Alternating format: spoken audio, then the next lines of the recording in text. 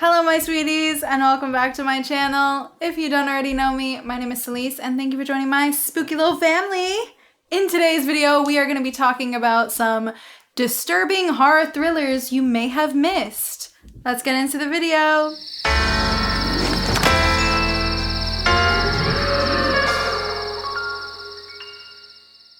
Okay, so with summer wrapping up and fall time coming, the best time of the year, spooky season, even though if you're here on this channel, you know that we do spooky season all year round. But in the past couple months, we've been talking about some underrated summer vacation horror and some underrated just summer horror.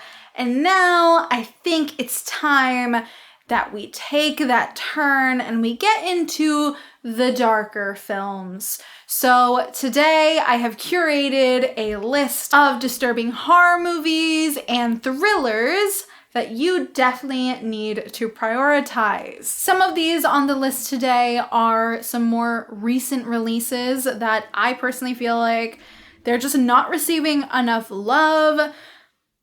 And we need to remedy that. So let's start off with one that is definitely one that I missed for quite some time.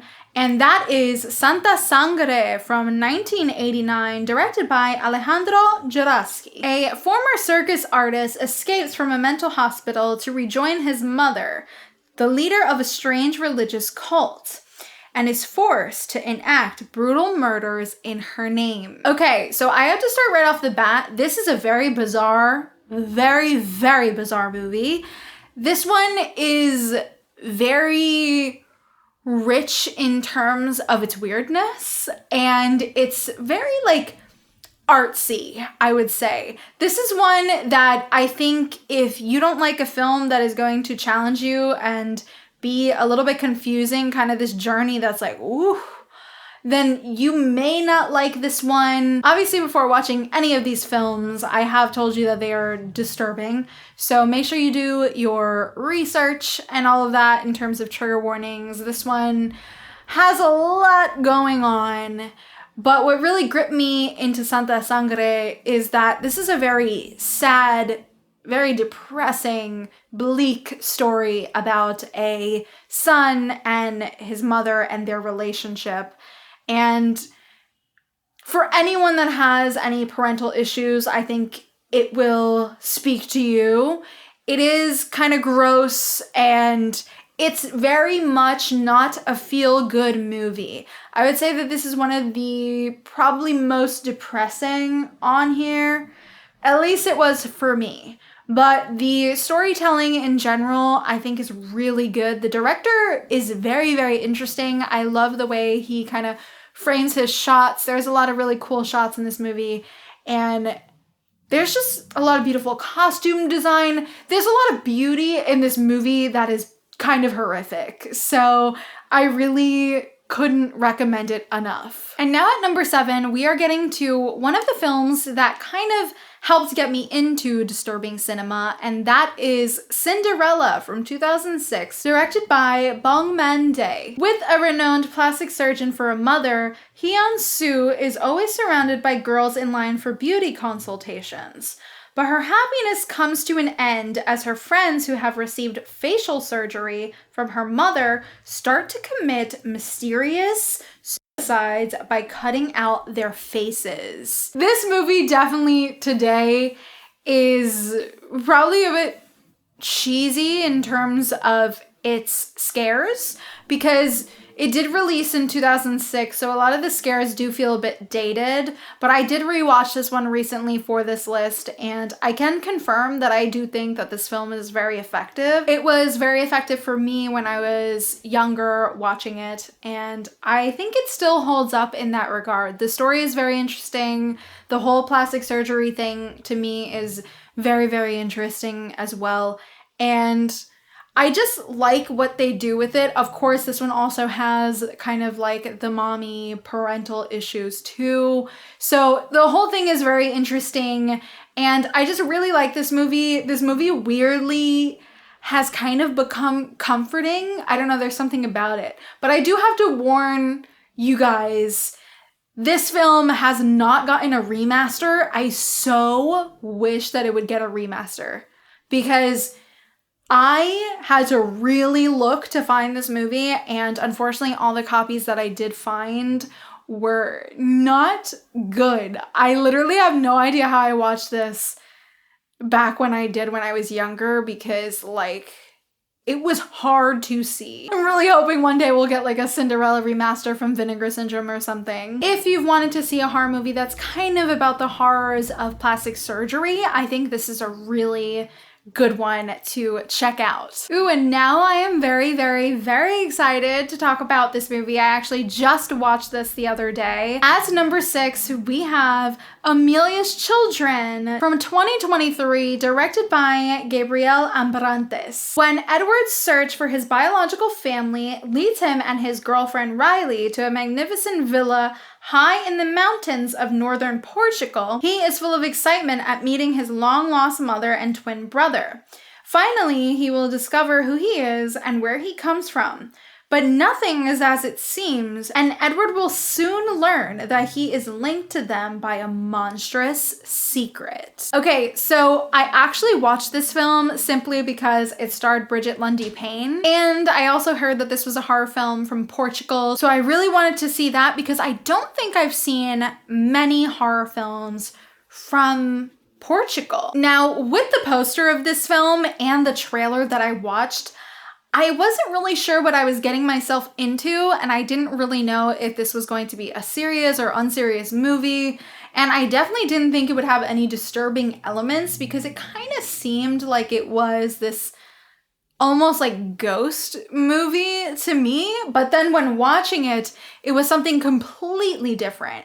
Now, it is a very nice looking movie. I believe that the film is shot on film. It looks very nice. I love the lighting. I love the composition of the shots. And I do have to praise all of the actors outside of Bridget Lundy-Payne, who's always incredible. I love them.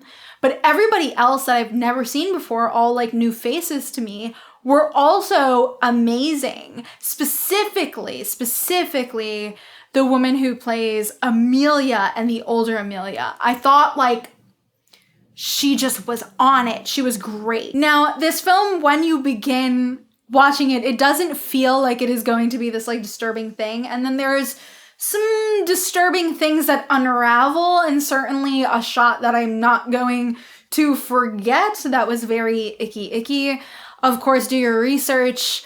But this one is definitely one that I think just flew under the radar for a lot of people. It didn't really have a big release, and also I think a lot of people, given the poster and everything, have kind of written it off as like maybe a movie that's trash, but it actually is a very good movie. I also have to point out, oh my God, I have to give credit where credit is due. This is very specific to me, but I loved the title card and like the credits. I just love the design, the font that they use. It was very like The Exorcist. It was very old school, and I just loved that. This movie was really fun. There is a lot of lines in here that I thought was just so funny and camp, and just like, I just really had a good time. I can see myself rewatching it for sure, and I can see it becoming a movie that I do want to show to other people. So I think it's a really fun movie. Definitely don't sleep on Amelia's Children. And now at number 5, we have one that I also watched this year that also kind of just flew under the radar. This had a limited release in theaters. I was lucky enough to get invited to an advanced screening, which was really cool. This film is Handling the Undead, directed by Thea Hivasendal. I'm pretty sure I didn't say that correctly, and I'm really sorry. On a hot summer day in Oslo, the dead mysteriously awaken, and 3 families are thrown into chaos when their deceased loved ones come back to them. Who are they, and what do they want? Now, if we are here and we are talking about bleak, dreadful, dark movies, not a feel-good movie, we are talking about Handling the Undead. This film is definitely one of my favorites that has been released this year, and I so wish it had a bigger release because This woman who directed this, she's just a genius. I just loved her whole outlook on everything, and I just think she did such a phenomenal job. The cast is all amazing, and this is just a movie that is deeply, deeply sad. It is so sad, and I think it's like universally relatable. It is a film that is about grief, and it just hits all of those feelings so well. There is a scene in here that I found quite disturbing, and I do think that a lot of people will find that scene disturbing. It doesn't let up. It is a very sad movie. This is definitely more of a thriller than it is a horror, in my opinion. It is just a very sad movie. It's also a slow burn. So if you're not into a slow burn, if that's not really for you, you may not like it, but I do really think you should give it a shot because it is just such a beautiful movie. Even though it's incredibly sad, it's beautiful. Like, it really does make you want to call your loved ones right after and just say, I love you. It is a great film. So if you've been sleeping on it, if you haven't even heard of it, make sure that you put this one on your list before the year is over. And if we're talking about depressing, oh my gosh, we have to talk about number 4, a movie that is definitely not getting the love I personally think it deserves this year. It is The Coffee Table, directed by Kay Casas. Jesus and Maria are a couple going through a difficult time in their relationship. Nevertheless, they have just become parents. To shape their new life, they decide to buy a new coffee table, a decision that will change their existence. Okay, so this film was a pleasant surprise. But I will say, this is also one that I was hearing a lot about. I was hearing a lot about online where people were saying that it's very, very disturbing. And I did read some Letterboxd reviews and they were like, oh my God, I am not the same person I was before this. So I was really scared to watch this movie actually, but I kind of just was like, I need to dive in. I've got to see it. I've got to see the Spanish horror. Like, let me do it. This is a movie that just sucks all of the air out of the room. This is a movie that I personally felt like I had high blood pressure after. It is one of those movies that just makes you hold your breath. And every 2 minutes you're like, why? Why? No, say something, do something. And it is one of those like very frustrating watches. It is in a lot of ways disturbing.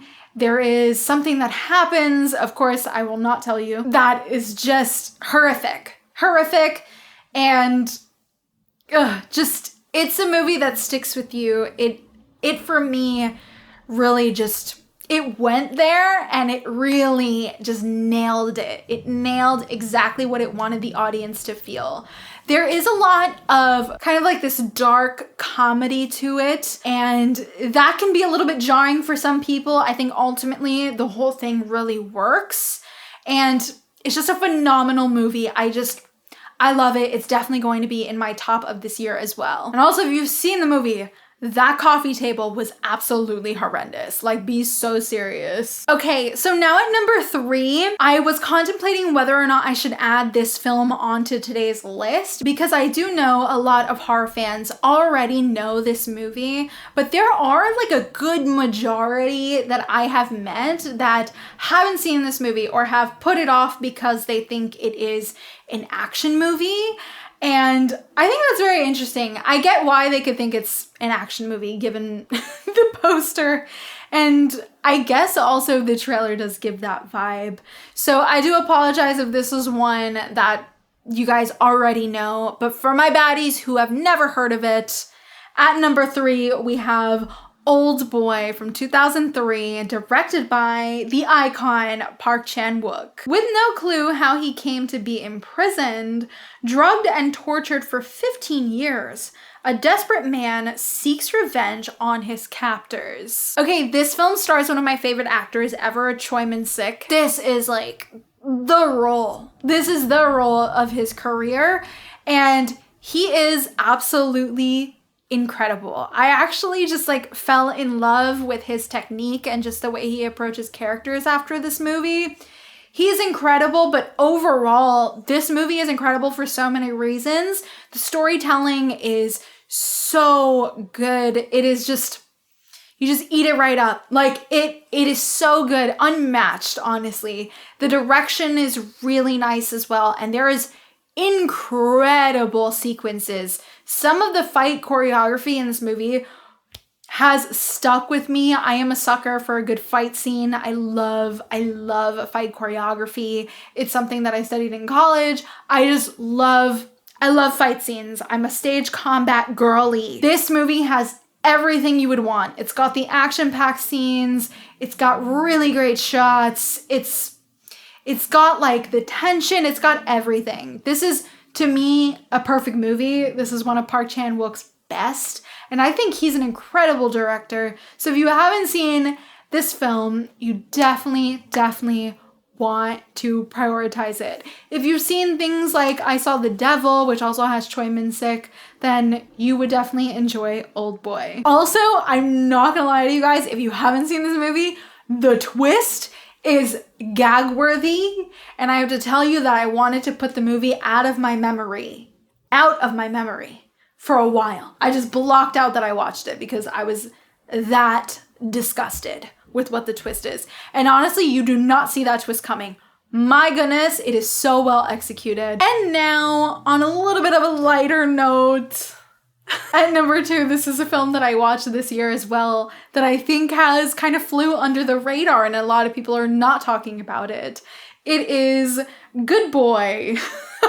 A lot of boys today. Good Boy is directed by Viljar Bo. This is actually a Norwegian horror film and it is available on Amazon Prime if you plan on watching it after this video. Christian, a millionaire heir, meets Sigrid, a young student on a dating app. They hit it off quickly, but there's only one problem.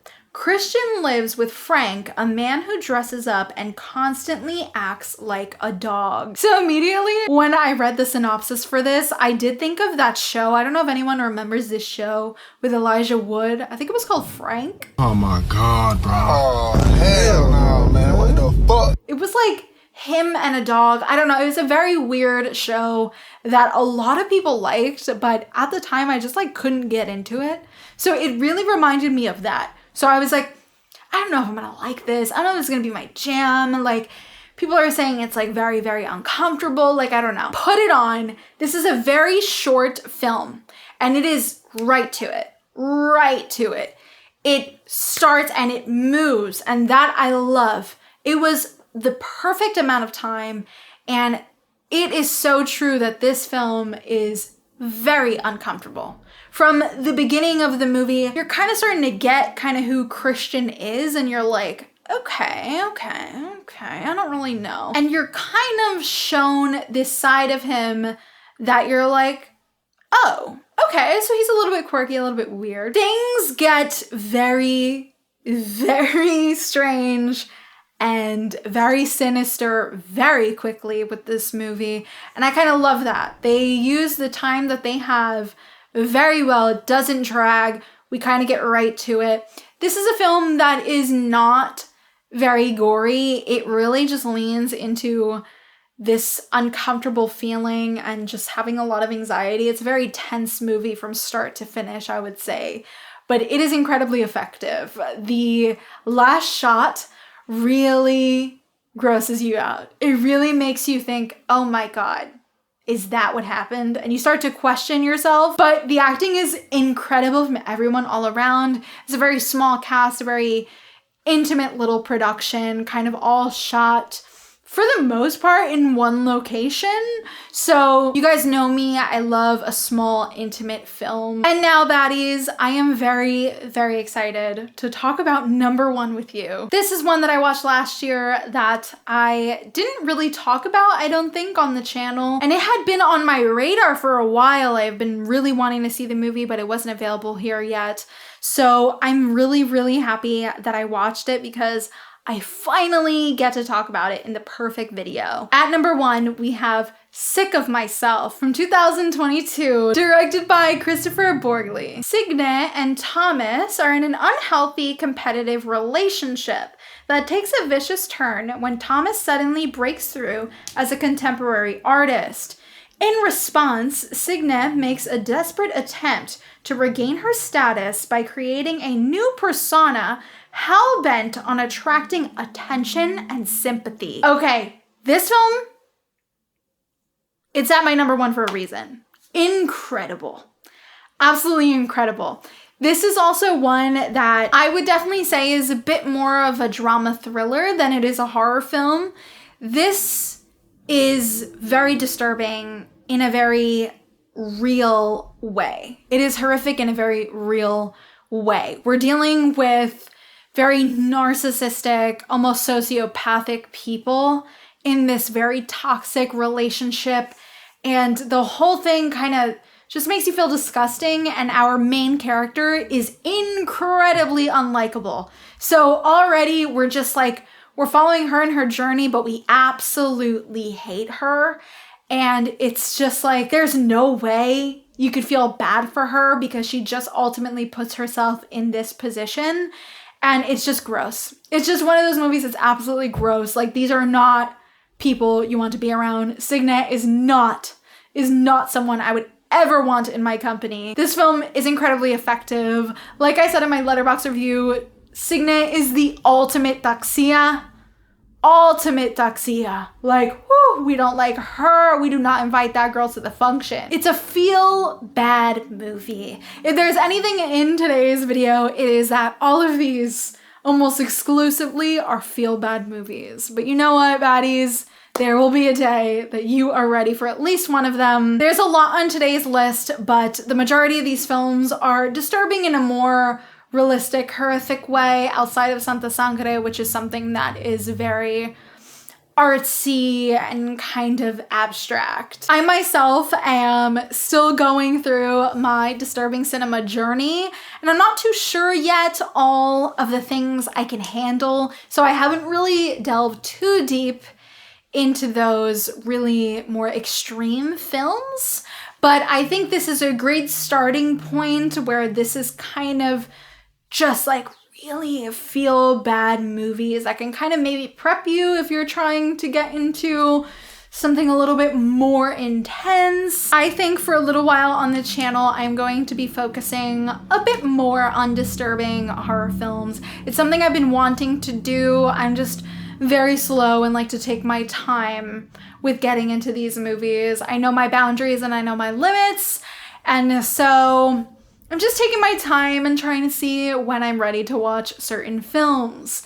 But I'm really happy I could share all of these with you. Please be sure to do your research on the trigger warnings and things like that. There are some here that are a lot more intense than others and may have some things that you may not be ready to watch. All right, you guys, and that is it for today's video. Thank you so much for watching. Don't forget to like and subscribe, as it really helps me a lot. And be sure to click that little notification bell to be up to date every single time I upload. And let me know in the comments if there are some disturbing horror films that you recommend for me. I would love to talk about it. I definitely want more to add to my watch list so we can do some more fun little lists like this. And you know I always have a good time when we're just all recommending films to each other. Thanks so much for watching, and I will see you guys in the next one. Bye.